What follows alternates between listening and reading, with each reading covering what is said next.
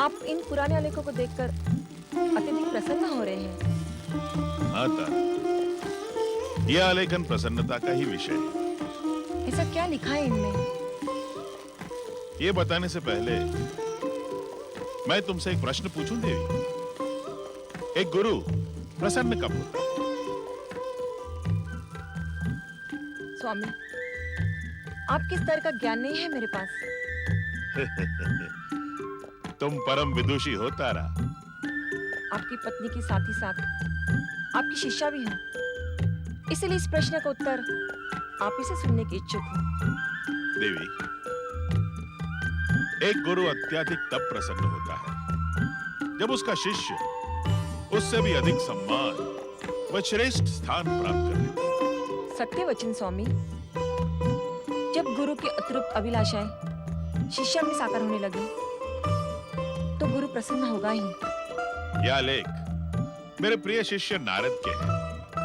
आज उसे मुझसे भी श्रेष्ठ स्थान प्राप्त है। इन आलेखों को लिखते समय वो निरा बालक था, परंतु व्याकरण में कहीं कोई त्रुटि नहीं की है। परंतु नारद की लगन एवं आपकी प्रति श्रद्धा ने आज उसे इस स्थान पर पहुंचा दिया है। देवी, गुरु में आस्था ही शिष्य की सफलता की कुंजी होती है। ब्रह्मपुत्र होने के पश्चात भी नारद विनम्र और जिज्ञासु दोनों ही। नारायण नारायण। प्रणाम गुरुदेव, प्रणाम माता। देवर्षि नारद, आप? गुरुदेव आपका ही स्मरण कर रहे थे। ये तो मेरा परम सौभाग्य है माता। पधारे देव ऋषि नारद, आसन ग्रहण करें। नारायण नारायण। शिष्य गुरु के सामने आसन ग्रहण करें, ये शिक्षा तो आपने मुझे नहीं दी गुरुदेव। नारद, तुम मेरे शिष्य अवश्य थे, किंतु अब आदरणीय एवं देव ऋषि हो। तुम्हारी उपस्थिति मंगलकारी एवं आनंद का प्रतीक मानी जाती है। गुरुदेव, मैं भले ही महान से महान पद प्राप्त कर लूं, परंतु उसका श्रेय आपकी दी हुई शिक्षा को ही जाएगा। आप मेरे सदा सदा गुरु हैं। और वैसे भी मैं आज यहाँ एक याचक के रूप में शिवाज्ञा से उपस्थित हुआ हूँ। शिवाज्ञा? कहो शिष्य श्रेष्ठ नारद, कहो। गुरुदेव, सर्वप्रथम आप आसन ग्रहण करें। आपके इस प्रकार खड़े रहने से मुझे लज्जा का अनुभव होता है। कृपया आप बैठें।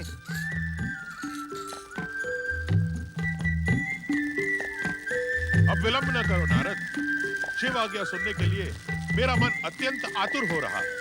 गुरुदेव, मुझे भगवान भोलेनाथ ने कहा है कि मुझे दिव्य ब्रह्मज्ञान की प्राप्ति अपने गुरु से ही प्राप्त हो सकती है। गुरुदेव, आपकी गंभीरता इस बात का संकेत देती है कि संभवतः मैं दिव्य ब्रह्मज्ञान प्राप्त करने के लिए योग्य नहीं हूं। नहीं नहीं नारद, तुम तो परम योग्य हो, किंतु मेरी दुविधा का कारण दूसरा है। दुविधा? हाँ नारद, अभी मैं स्वयं इस योग्य नहीं कि तुम्हें परम दिव्य ब्रह्म ज्ञान प्रदान कर सकूं। गुरुदेव, भगवान भोलेनाथ असत्य तो नहीं कहेंगे? शिव शंकर ने जो कुछ कहा है वो सत्य है। शिष्य को ज्ञान गुरु से ही प्राप्त होता है, परंतु तुम जिस रहस्यमय ब्रह्म ज्ञान के जिज्ञासु हो वो मैंने अभी प्राप्त नहीं किया है।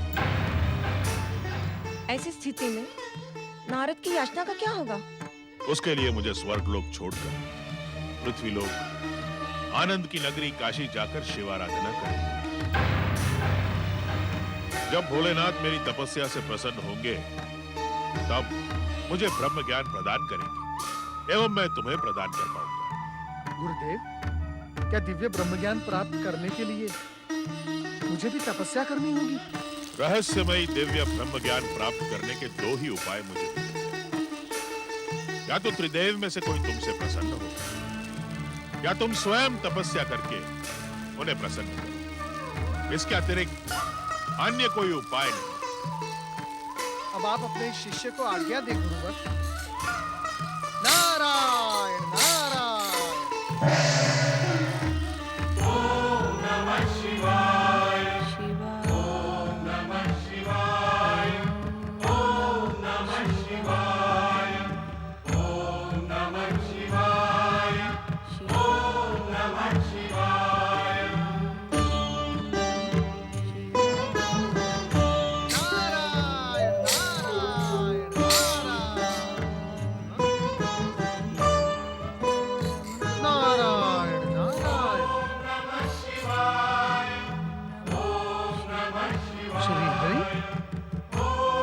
आज वैकुंठ में मैं ये क्या देख रहा हूँ?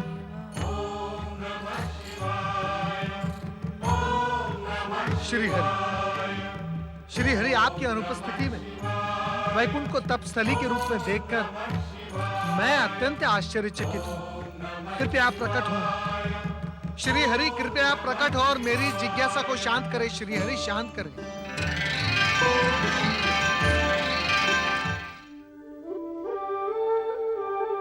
नारद,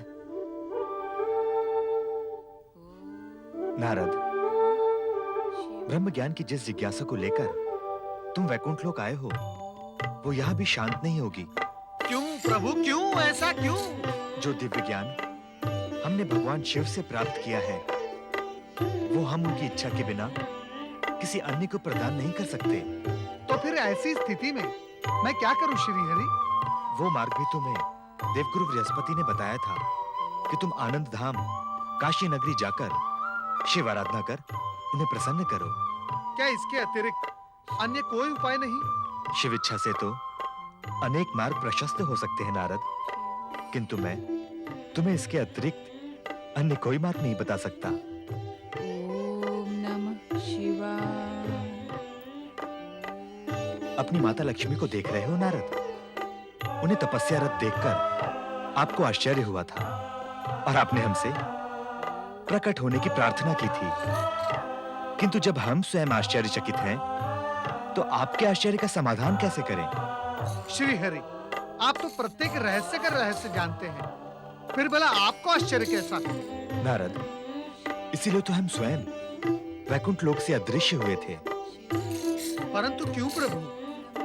जब धन समृद्धि और वैभव की देवी ब्रह्म ज्ञान की आकांक्षा करे नारद, तो क्या ये आश्चर्य की बात नहीं? किंतु इनकी ये इच्छा कभी पूर्ण नहीं होगी। ये तप योग की जगह कहीं हठ योग न बन जाए, इसीलिए हम यहाँ से अदृश्य रहे नारद। माता, कृपया आप मुझ पर रोष न करें।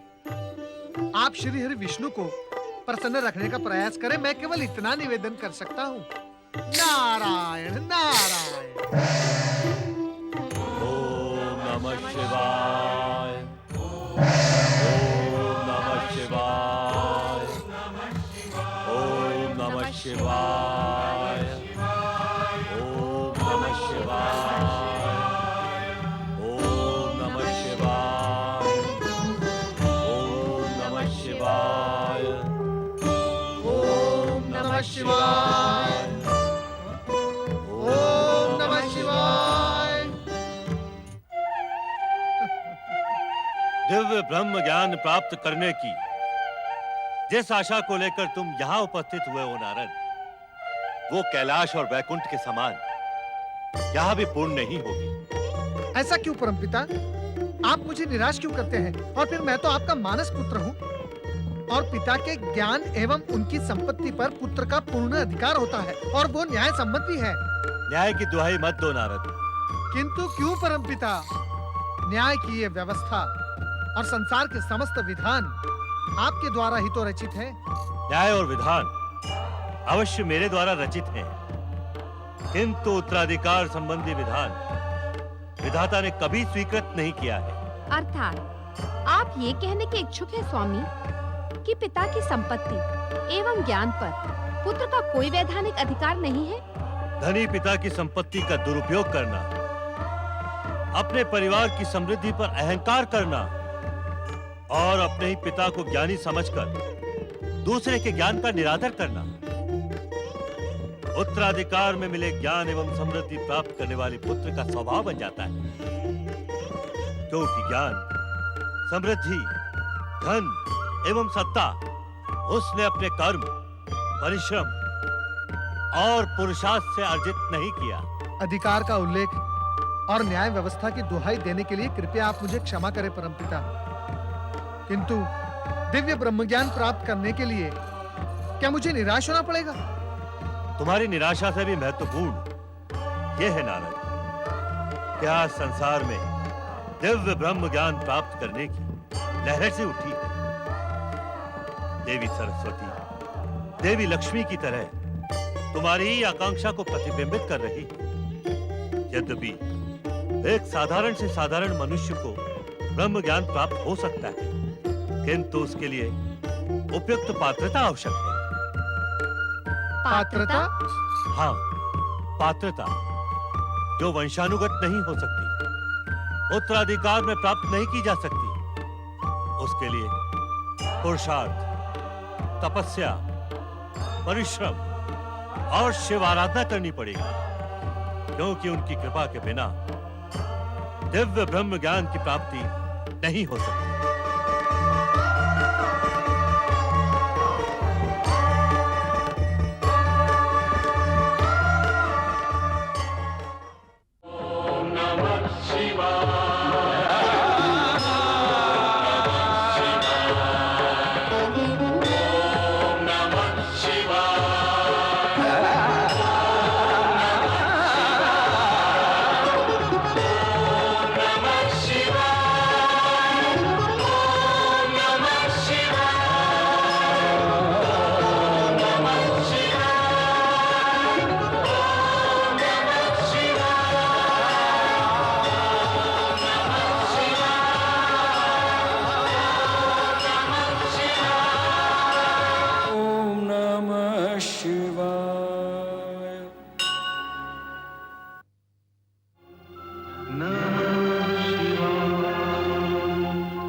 नमः